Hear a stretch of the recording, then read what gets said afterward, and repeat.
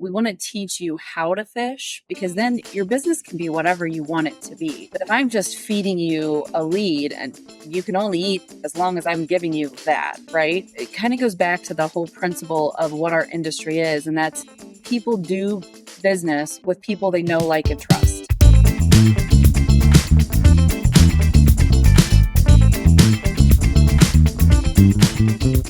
Hey, everybody, you're listening to What to Say Now, a podcast dedicated to helping real estate professionals do a better job communicating with the people they work with and serve. My name's Dan Stewart, and today on the podcast, I have two of my all-time favorite people, the wonderful Mr. John Mangas and Mrs. Angela Decker. Welcome. Hey, Danny, thank you. I love the way you started it. You talked about professionals, right, in your intro line. Isn't that the buzzword of 2024? Well, it's like our friend Jared says, right? Amateurs versus pros. What are you going to be? You have to make a choice. And, part of what I've always loved about working with you guys is the standard that you really bring to the practice of real estate. I think that's really critically important to make sure that your agents are really prepared to serve people at a high level. First of all, really, I just want to thank both of you for being here. We've known each other now for how long? It's got to be 12, 13, 14 years, John. I mean, something like that. Over the past 3 or 4 years, I've got to know Angela, and I think the world of both of you. When I look at our broker owner clients across the US and Canada, I put you two at the very top of the list in terms of people who I know are committed to the success of your agents. Right? That level of commitment means a ton to me. I love to see that.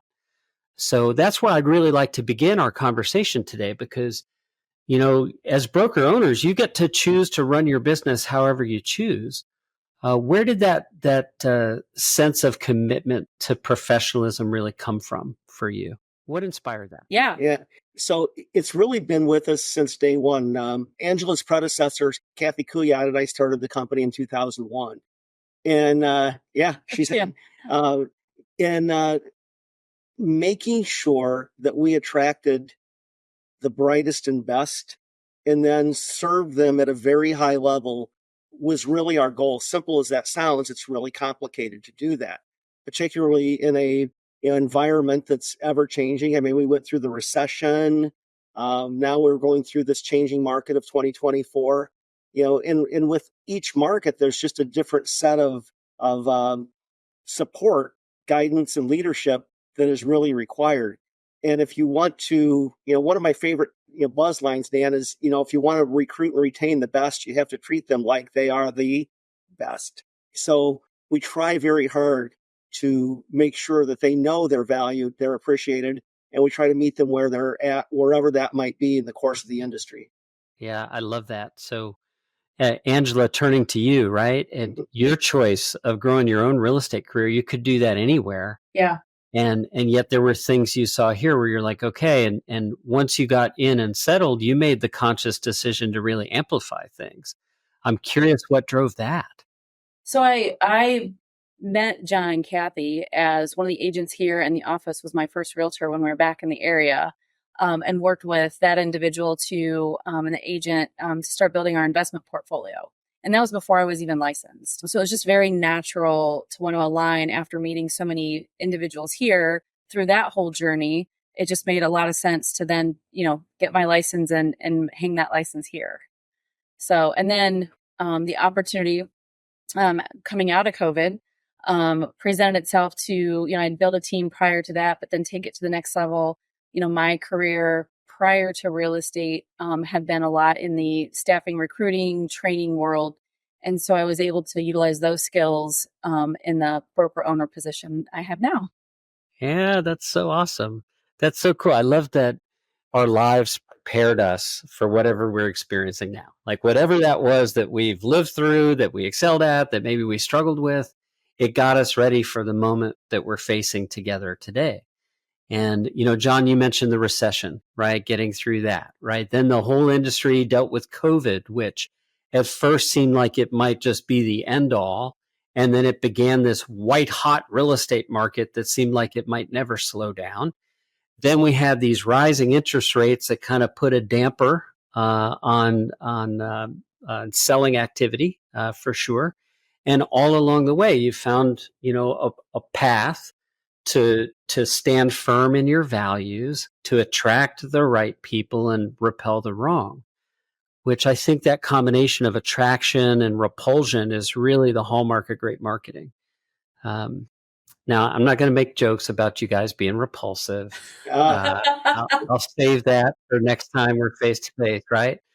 But I am curious about how, when you attract the best and you pour into them, what do you do with an agent who's not the best? Like, how do you handle that agent who, maybe interviewed really well, maybe earned the right to be invited, but now that they're here, they just don't really measure up? What do you do? Conversation and dialogue is where it starts at. You hit the problem head on. And we do a lot of training and have just a lot of business meetings and masterminds and opportunities for agents to get involved. One of the things that especially when we talk with new agents, it's big in terms of meeting them where they are. So trying to understand, okay, is there a lot going on in your personal life that's got you pulled away from the business? Is there something in the business that you're not understanding that we need to just simply dive in and spend some more time? Is it a matter of getting them in the room with the other individuals to help them get to the next level? So part of it is really going back to, I'm going to meet you where you are, and I'm going to help you with whatever your goal is. I mean, when I first got licensed, my goal was to sell a house a month, right? And it took me a little while because as a new agent, it takes a minute to get to that, place. But it was like, my husband had a full-time career and I just really wanted really nice patio furniture. So that was my goal, right? It doesn't always mean you have to sell, 100 houses a year, but having these guys meet me where I was huge. And so I like to pay that forward with all of our agents, regardless of how long they've been licensed or what, is their journey. Like, we will help you where you're at and get you where you want to go. You have just made such a cool point, Angela. You really did. It's like an iceberg, right? Everybody just observing you can go, wow, look at Remax Preferred. Like, you're consistently crushing at the highest levels. They see the result. They don't understand all the stuff that goes in underneath that, right? Listener, pay attention to this. This is a really important point. If your brand is attempting to attract people based on what they get to join, right? That is an entirely different process than being invited to join Remax Preferred. John and Angela are taking the time. They're investing in you before you make the decision to join, such that they really understand where you're going. And then if you're having difficulty, they can talk about that, right? They can talk about that. So I got to emphasize this because I see this so frequently in real estate. People have this attitude. Many broker owners have this attitude that, well, we have a model. We've got tech, we've got training, we've got culture, we've got leads, we've got blah, blah, blah, blah, blah, blah, blah, right? Without the personal connection, it just doesn't really add up to anything significant or sustainable.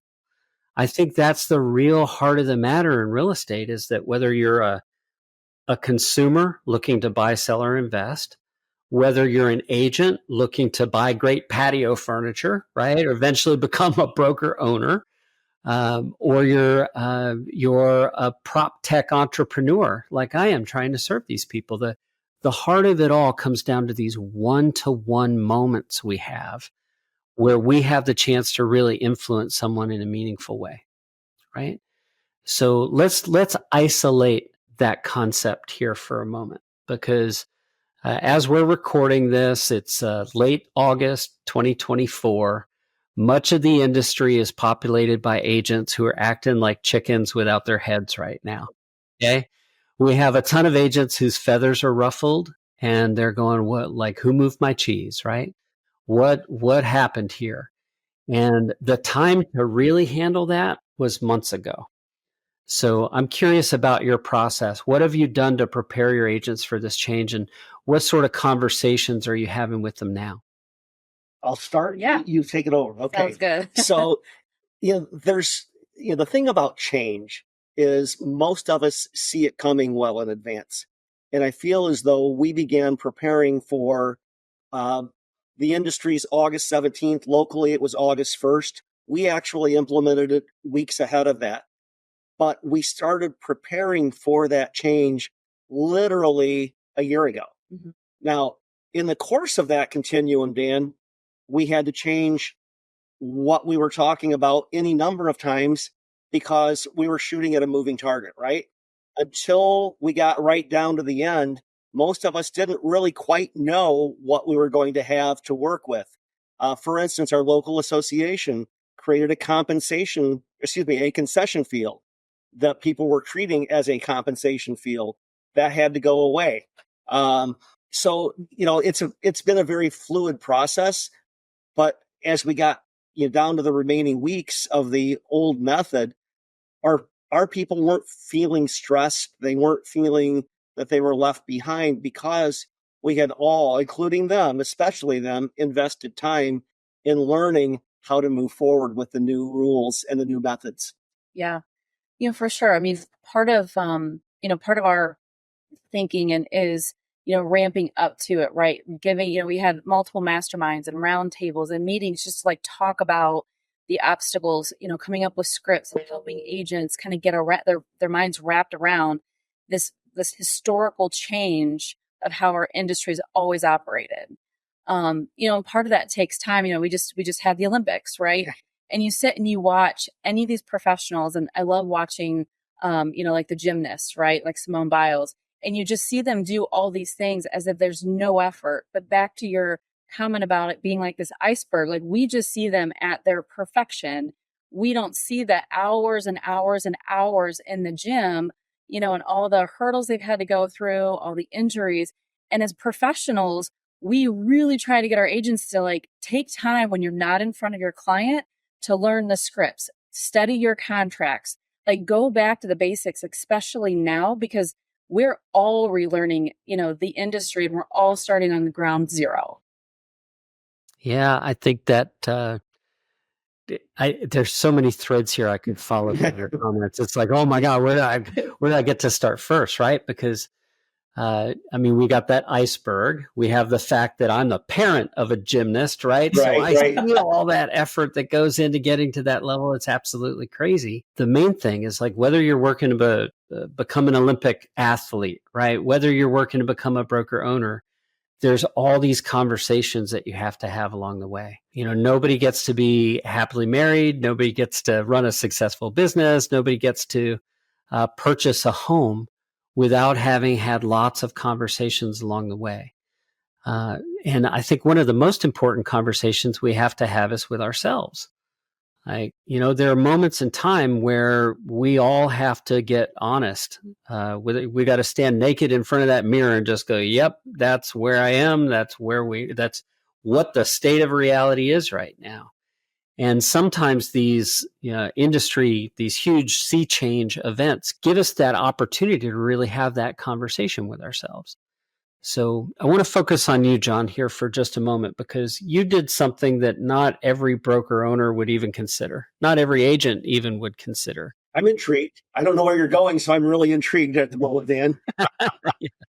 Yeah, this isn't even a karaoke. Not yet.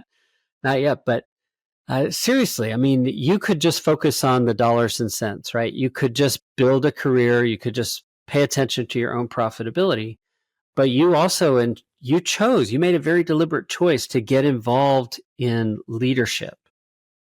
Like you felt called, I presume, to do that. Or maybe I'm wrong. Maybe it was just, if I were involved in leadership, somehow this would be an economic benefit for you. I don't know. But I see that as an act of service. Is that what it was?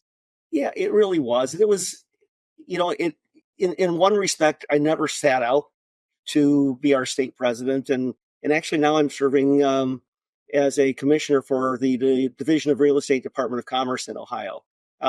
Those weren't really goals, but as just sometimes life takes you down certain pathways, that presented itself.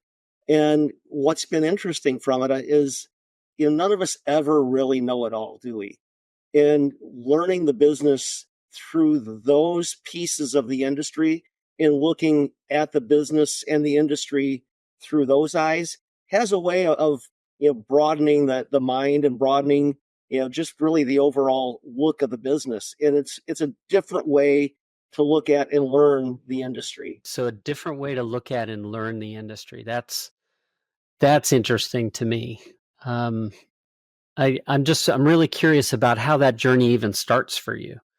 What was the thing that happened that caused you to say, "Oh yeah, I guess maybe I should get involved in leadership"? What was your first step? So when actually a friend who was a commercial agent was the local board president in probably, golly, I don't know, the late 90s. He asked me if I would accept an appointment as a director for our state association. I said, sure, why not? Conventions are fun. Conventions are fun. That was actually my logic. Conventions are fun. Dan, you and I know him well. Yeah. And it was a way to expense it to somebody else, right? That's right. It's always more fun to go to a convention when somebody else is paying for it, right? That's right. So Doug asked me if I would be a state director. I said, sure. Didn't really know what I was saying short to. So the next thing you know, I got to network with people from around the state that I didn't know. And the next thing you know, I'm getting put on committees. And a couple years later, I'm chairing committees. The next thing I know, I'm chairing the influential committees. The next thing you know, I'm asked to appear before the past presidents and to interview, to go through the process. It wasn't something I set out to do, but it was a journey that just sort of naturally evolved.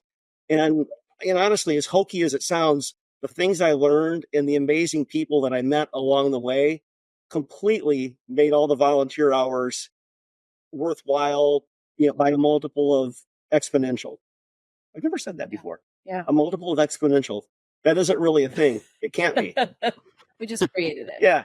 Go Ohio Public Schools. Yeah. That's what I'm saying. That's right. So John, I'm curious if you'd agree with me on this point. Like anyone who does any sort of volunteering and active service, I think what we get in that, it's not measured in our bank accounts, right? But there's absolutely something that we take away from that always feels more valuable than the investment of time. Yeah. So Dan, I heard you talking about your backstory a little bit and the number of places that you lived and the 14 schools that you attended. And my father was a quadriplegic, 7th grade education, farmer. And yet, I was the youngest of 6. They instilled us with the win, ask, say yes philosophy to life. And, I know probably as my business partner, Angela would like me to say no more often. But sometimes, that was ingrained from little on up. And it's those life lessons, particularly with you in the 14 schools, those life lessons do stay with you for a lifetime. Mm-hmm. I love that. I really like to think of this phase of my life as being the phase where I just say yes. Because, when you work hard at something for a long period of time, opportunity is the result. And there's a whole school of thought that says, you'll grow to the extent you can, with a great deal of discipline, say no, right? You got to constantly say no to things to have enough time to say yes to the right things. And for me, those right things to say yes to always involve things a little bit outside my comfort zone. And I imagine that call to leadership must have felt a little bit outside the comfort zone at some point. Like, when you're serving as president of the Ohio Association, right? And there's issues going on and there's competitors throwing stones and there's new this and new that. I think the one thing we know for sure in real estate is that there will always be change, right? It's just an ever-present reality. Again, I'm just really curious about Angela's perspective, coming in, seeing this, right? Going from, hey, I can buy great patio furniture to becoming your partner in the brokerage. I mean, that's a remarkable journey, Angela. That is a really cool thing that you've been able to do. And I imagine that's inspiring to a lot of agents who work with you. Like maybe you've caused them to reset what's possible in their own lives. Well, I mean, I hope so. And if nothing else, I just hope that they can see that they can make this business whatever they want it to be for whatever they need it to be when they need that. A lot of females get into the business, but they're also wives or moms or maybe single moms, and they do this for the flexibility And and anybody watching this that's an agent understands it always sounds great on the surface, like, oh, set your own schedule, until you can't, because you have, a house that hits the market and you've got to literally drop everything and run out the door, and the craziness that comes with it. But hopefully, as we get into hopefully what's a little more of a leveled market, agents can kind of take a step back and like learn to manage their business. And that's some of the stuff that I love to help agents do. Yes, you say yes to a lot, but you're also allowed to say no. Like, no, I'm not going to get up from my dinner table because it's the only time we can all sit together for the week. I'll call you in 15 minutes or I'll do that, but I need time for me, because we are more than just agents and realtors. We have families and, other obligations outside of our jobs. Healthy boundaries. Yeah. Healthy boundaries, like saying no to some things. That is a really cool thing to think about, because from my seat, right, where I work with agents all across the US and Canada and team owners and broker owners, I see a lot of people saying yes to some pretty stupid things. There's a million things you can do in real estate that just aren't going to work. There's no shortage of those. And every year there's a whole new crop of things that seem to be the next best, greatest thing, and then they turn out just not to be, right? But the things that are tried and true, the things that work day in and day out, regardless of market conditions, regardless of regulatory changes, they're all centered around that human to human connection. Right? Whenever things are hard, what do? If we have a personal tragedy, we heal from that in our friendships, in our relationships. Like we require that. We need it as human beings. And I think sometimes it's so easy to lose sight of just how important that relationship actually is in business. Now, knowing you both, right, and having spent time with you, having come to your brokerage for many years to speak to your agents, I know how critical that is. And I know that it's something you share. What I'm curious about, though, is were you ever tempted to try it another way? Was there ever a period in your career where you're like, nope, relationships aren't as important as, say, brand new leads? Like, was there ever anything that pulled you away from that commitment? No. And I think it's part of like the training that we do here. And it kind of goes back to the old adage of, I can either teach you to fish or I can give you a fish, right? And we really dive into that. We want to teach you how to fish, because then your business can be whatever you want it to be. But if I'm just feeding you a lead and you can only eat as long as I'm giving you that, right? But it kind of goes back to the whole principle of what our industry is, and that's people do business with people they know, like, and trust. At the end of the day, when you think of when we need something, even if it's third party, you're on Amazon and you need the most basic thing, you're looking through all the reviews, not just the thing at the top. You're looking, going, I can buy it from a multitude of sources, but which one's got the best stars? Right. And that is that validation, right? And it goes back to, that's what we teach here, from brand new agents all the way up. We dive into their business building, we dive into goal setting. It's like, you need to work your sphere. And then on top of that, you can do, other, because you shouldn't just have one source, but multiple, right? So you're on the boat and you've got multiple lines out if you're a real fisherman, and it's not just, one line, but you've got multiple, right? And that way, one area may be a little bit busier, or you may be able to pick up some other, sources, but to really keep your business diversified. So we've got some contrast here. We've got the sense of what you need to say yes to, right? The fact that relationships really matter. They need to be nurtured over time, of course. And we've got to have the right systems and processes and structure in place. Think of it like, we'll use your fishing analogy, right? If you find yourself out in the ocean with a hook on the line, you better hope you're on a boat. Don't forget the boat, right? It's awful hard to bring the fish back without the boat. So, we got to think about what are those foundational elements that people really need to say yes to, and then how can things be systematized to where they scale?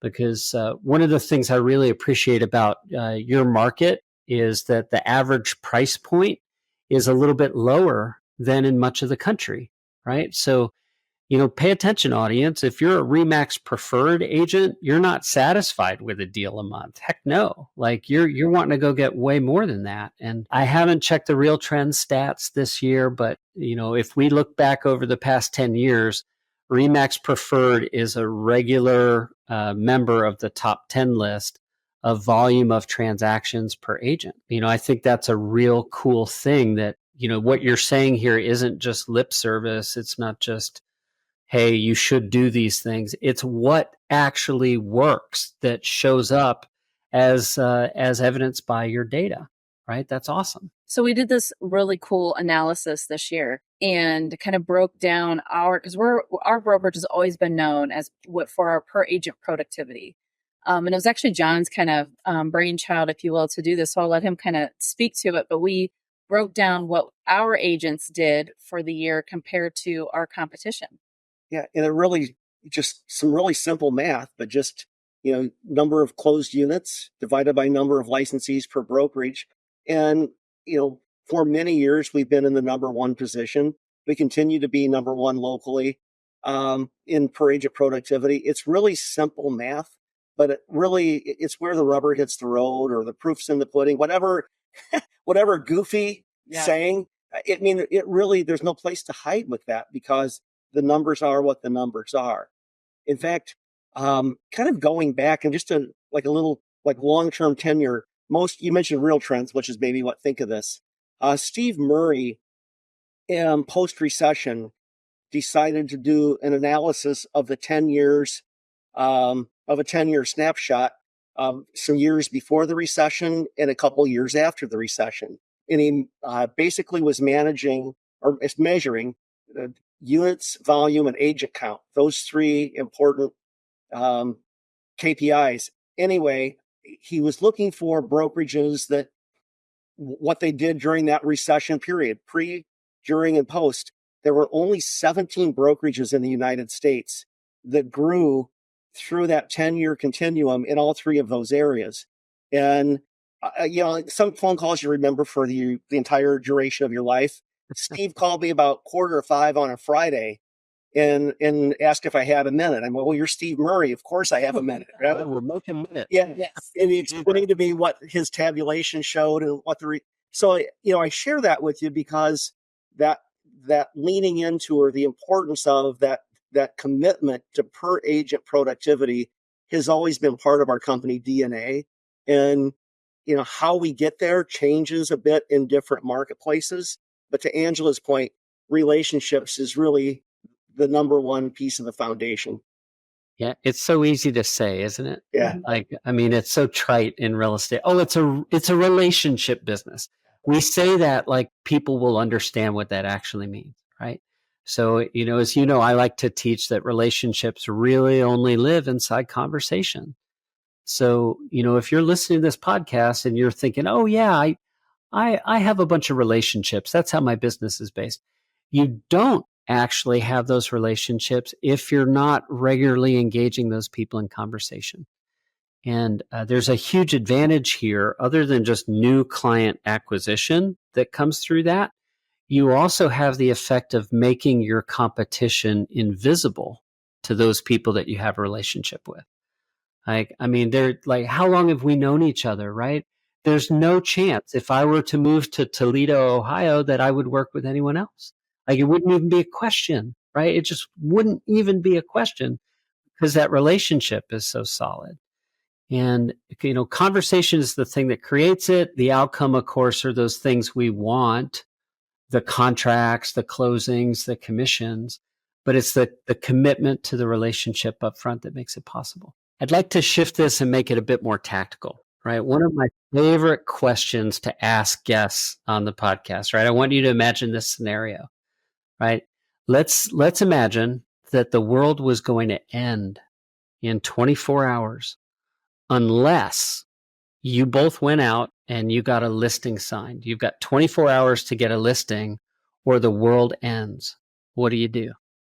You go get a listing. Well, we're done. I got to go get a listing. Yeah. So, good point. Yeah. Hang up on Dan, go get a listing. Right? Yeah. But sincerely, what do you do? So, yes, end of the world. The first, I literally get on my phone and just start calling. Although I feel like okay, I'm in my late 40s. So I absolutely am comfortable on the phone. Pick up the phone, have a, versus a text. Yeah. Text work in my world, it is, if it's not a yes or no, it is a phone call. It is not a text, right? You have to have that conversation. But it's conversations, it's whether you're sitting at the coffee shop, or whatnot. It's again back to that one-on-one conversation. So what do I do to get a listing? I actually had we're non-producing brokers. That way for the audience to understand. Right. Okay. So let's modify the question here. Obviously I know this. I should have phrased it a little differently. So 10 of your agents have to go get a listing in 24 hours of the world ends. 10 of them. Okay. Oh my God. What do you tell them to do? Their last piece of business was where I was going to go, because I actually had my first closing of the year. And I joke about that because I don't produce.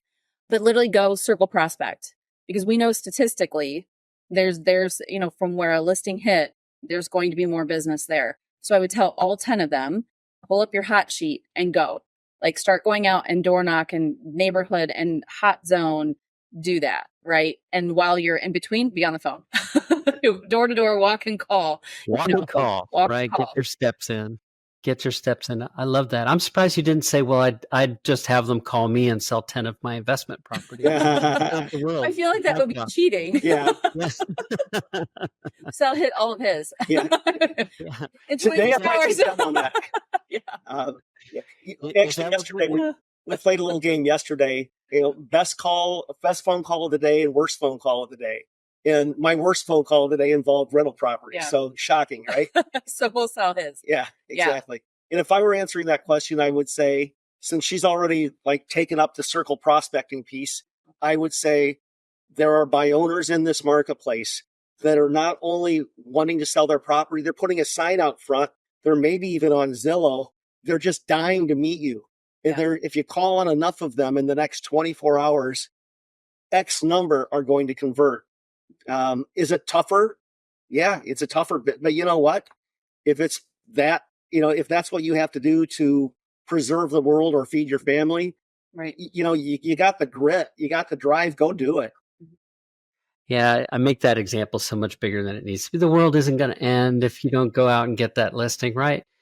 And yet there are a lot of agents who leave this industry every single year. I mean, I think the stat is 80% quit their first year of licensure and 87% every 5 years, right? So I got to ask, what do you think drives that? Why aren't these people sticking? Like they went to the trouble of getting licensed. Why are they saying this isn't for them? I think there's a misconception at the very, very front end of this business about what the business is and then what it really is. One of our huge pet peeves, and you may laugh at this, Danny, but when somebody sits down across this table or any other table from us and we say, so you're thinking of getting into the real estate business, what's driving that decision? And you know what I'm going to say next? And they say, oh, I just love HGTV. We just cringe. That's the fingernails on the chalkboard moment. And we're like, yeah, we're probably not the right company for you.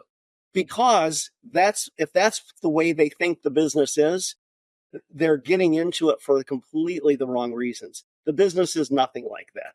You don't show 3 homes and go under contract. It doesn't work that way. Yeah.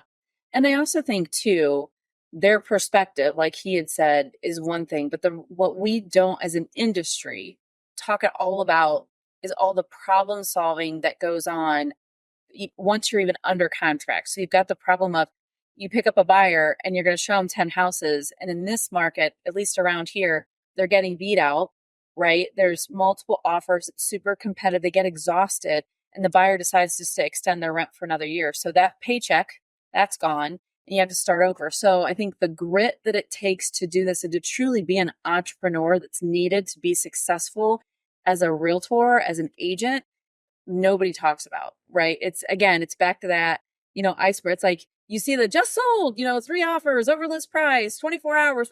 Woo! What they don't talk about is, the agent that went, you're laughing because it's true. I'm laughing because we all see that post on social media, Yeah. right? Right. Why do people in this industry insist on trying to make it look so easy? I have no idea. It just isn't. What I wish they would do is spent the last 3 months and X amount of hours on phone calls, working with the stager, ripping up carpet, right? Getting a pre-inspection taken care of, working with the handyman, getting out the contractors, letting the dogs out, picking the dogs up, because that's what we do, right? Like, oh, I can't do a showing because I got to go. I'm like, well, I'll take care of your dogs. I'll meet your handyman, all these things. And instead we just go, woo, over list price. It's like, well, that's because you did all the work and helping your client get to where as a professional, their house will look the best. And your job is to give them options, right? You have multiple offers. Great. Let's figure out which options work the best for your client. And then everybody's happy, not the whole song and dance once it's all over. And Dan, I just have to add one more thing. Yes, I talked about the HGTV lover, but all joking aside, so many of the people that get into this business make zero commitment to personal and professional development.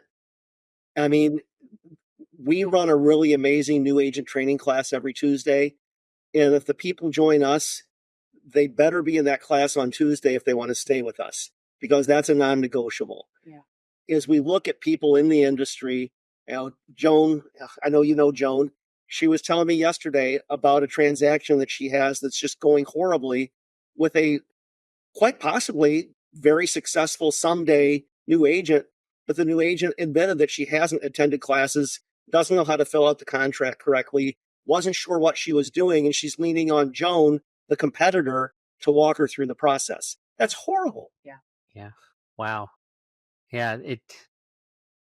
There's so much here. I want to talk to you both for hours and hours here, but because we got to unpack a couple of things here along the way, right? So there's the first disconnect between what people think the industry is and what the industry actually is, right? And then there's the disconnect internally, I think, for this agent between, I don't want to be a salesperson. I don't want to I want to take care of people. I want to do a great job, but I don't want to pick up the phone and call. I don't want to walk through a neighborhood and knock on doors of people's houses. I don't why should I be required to do that in order to, clean up the dog hair and meet the handyman and do those 63 hours of work to make it look like an easy closing? Right. So there's multiple surprises here every agent has to face in their career. So I think we're going to see eye to eye on this. We know each other well enough for this, but I'm curious about those first meetings you have when you're interviewing someone and you're making a decision about whether or not you should invite them to join Remax Preferred. What is it specifically that you go, oh, this person is very likely to make it, or, oh, this person is not going to make it and they don't get the invitation? So you're talking about a brand new person, correct? I would say either or, but those brand new people, I think, are more of you never know what you're going to get, right? I mean, the longer you're in it, the more you get surprised. The person you don't think is going to perform sometimes is amazing. I think oftentimes it comes down to a little bit of personality and then also just a little bit of their business acumen. Like if they've been in a sales or a service type role, where they had to nurture relationships, or go get business, whether it's pharmaceutical sales or like a customer service rep, or anything where they're dealing with clients or customers of some sort. Those typically teachers are amazing agents because they're relationship driven, right? And then they know, a lot of the individuals in their area. So they're very comfortable talking and interacting with people. I'm just shocked, regardless if it's a new licensee or someone that's been in the business, how many people, especially in the younger generations, are literally scared to pick up the phone and just make a phone call. Hey, it's Angela at Remax. How are you? I was just driving in your neighborhood and thought was thinking of you. So I just thought I'd give you a call and check in. They're like, I don't think I can say that. And I'm like, well, if you saw them in the grocery store, would you just put your head down and walk to if you know them? No, I would say hi. I go, they assume you're in the car all day driving around. They're not going to assume you're lying and you're thinking of them. I was in the neighborhood, right? Give them a call. Call them. Say hi. I love that. And just a little database hack here, dear audience. Your favorite list on your phone, all those people in your favorites, those are your first calls. Yeah. Like, let's get warmed up on people who you already have a good relationship with, right? And then take the confidence from having done that. Like, you got to build these muscles, get in the gym, get strong. Yep. And pretty soon you're like, hey, look, as long as they're a human being, I can talk to them. And guess what? If they're alive, they have to live somewhere. Right. Therefore, they're going to need help with real estate at some point in time. And I want to be the person they choose.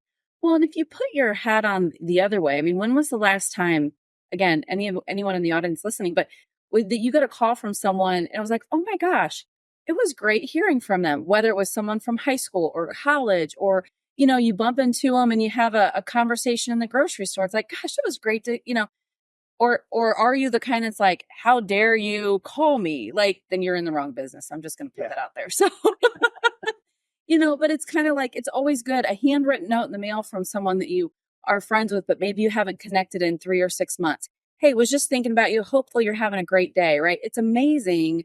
Just those little connections or just a little text, right? To say, hey, was in the neighborhood, thought of you. Hopefully you're having a great day.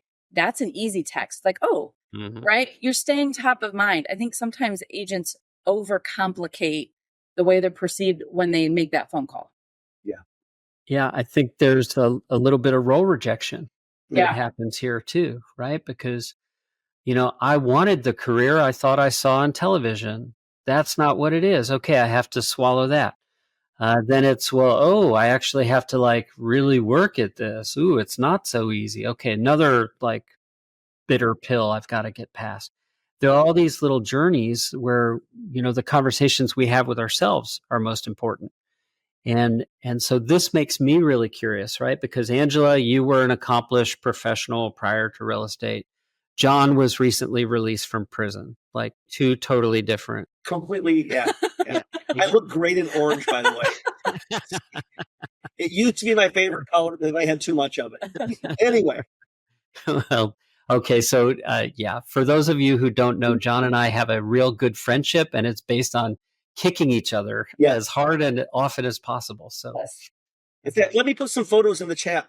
Yeah. Yep, definitely. Here we go. Enjoy. Oh, Angela took my phone. Thank you, Angela. So seriously though, like there must have been moments in your own career where you got really surprised by something, and it set you back, right? And you had to think, oh gosh, did I make the right choice? I'd love to hear, do either of you have that moment? Does anything come to mind when you thought, ooh, maybe I'm not in the right spot? When I decided to be broker owner, honestly, because it was at a time where like everything was great. I started, ownership, and then the market tanked. And then agents were contemplating, they're trying to find reason not within themselves of why their business was where it was, but they were looking for finger pointing in someone. And I became that person. Don't like Angela the leader. Don't know what so I'm like, maybe me stepping in wasn't the right idea, because how do you know? Right. So I struggled with that for a while, but it is what it is. Like you just push forward, and it's like those agents that wanted my help, like leaned in, and I just gravitated to the individuals who wanted me here, who appreciated what I have to offer, the background, the experience. And now it's amazing, but I think we all have those times in our careers and our lives that we second guess. And it's like faith over fear. Like God put me here, if I can say that, but I'm here and it is what it is, and it's great and it's awesome now, but there's definitely been, times that I've second guessed it, but not anymore. Yeah. I got to thank you for sharing that, Angela, really, because, the more we open up, the more we share about ourselves. Like life is hard, right? We're all going to experience moments of extraordinary pain, of self-doubt, of internal conflict, crisis, external influences. Like, let's not just say, oh, everything's always sweet and rosy in this world. It just isn't, right? It's not. And yet, the more that we get transparent about that, the more we share it, the more we make it safe for other people to learn from that experience. And one of the things that you just shared, I want to amplify here for a moment, is that sense of, did I make the right choice in becoming a broker owner? because all across the country right now, there are thousands of people who feel just the same way. Right? Maybe they're broker owners. Maybe they took the step to start a team. One of the most common points of failure in real estate is that talented agent who gets just as busy as they can imagine being, and it seems like the next logical step for them is to start a team. And then 2 years later, they're worn out. They've worked harder than ever. They've spent more than ever. And they're like, what the heck did I do? I'm going back to being an agent, right? So I've always felt like there are some really clear growth plateaus in the industry. And it's not enough just to have the title or the position. We must attain the internal personal growth that goes along with it. So I want to ask you specifically, can you recall that moment where you were like, okay, I'm in it, I'm committed, I'm going to quiet that internal voice, I'm going to stay focused on what needs to be done? Does anything stand out for you thinking back to that time? For me? Mm-hmm. Yeah, I mean, absolutely. I mean, the market had shifted, rates had gone up, production for agents were down, and we had a couple different agents that had left, and it was creating all this chaos and all this drama, and all these questions. I mean, we both like just sat and kind of like, how do we get ahead of this? And we knew it wasn't us, right? We were doing all the things that we could, but when you feel like you get in this mode of playing defense, it's kind of like, how do you shift and go to offense? And we did, and so we, kind of started diving back into the foundation, working on comp plans, working on other things to help go from being on the defensive to the offensive. But it would have been, back in 21. I mean, I became broker owner in 21 in the beginning of the year. And so those first 6 or 8 months was really, for me, was really challenging. I don't know how much everybody around here knew, but yeah. So, yeah. Well, icebergs and a ducks. strange thing, Dan. Momentum can work for you or against you. Yeah. And boy, when momentum is working against you, it's a bugger to reverse it. Yeah. But I give her a lot of props for digging down, digging deep, leaning into that grit and finding a path forward. Run through. Yeah. Well, gosh. So far, this is probably my favorite conversation. When we spend time together like we do, every year I feel so privileged. You invite me out to speak at your brokerage. It's a wonderful thing to get to spend time with you and see so many of the same people year after year after year. And we rarely have time in that environment to create these kind of, heart-to-heart moments. And that's really what this podcast is for, right? We want to have this environment where people all across the country, whatever brand they're with, whatever it is that they're facing, like you've got to take heart in the fact that whatever it is that we're working to overcome internally, someone else has already overcome that thing. And I firmly believe that the way to get through whatever it is we're going through is with the help of other people. So I want to invite our audience who might feel like there's part of your story that they want to explore a little further to reach out to you. What would be the best way to do that? How can our folks get in touch with you? Cell phone, email, whatever's easiest. I feel like you can find us everywhere online. All you have to do is go to Google. Google either of our names with Toledo behind it, and we'll go right to the top. And it will be there. Yeah. Awesome. Well, thank you both for your time today. I really appreciate it. And I love you both sincerely. I absolutely do. Buddy. I can't wait to be face to face again whenever that next event will be. Orlando. Duh. Oh my gosh, it's almost here. That's right. September 19th and 20th. Yes. We will be together at the Rose and Shingle Creek. I was just there. Florida Association of Realtors was there. Oh, okay. Yeah. A week ago. Yeah. And it'll be good to be back. Yeah. Awesome. Yeah. First round's on me. We'll hold you to that. Okay. Excellent. Thanks for having us, Danny. Well, have a great day, everybody.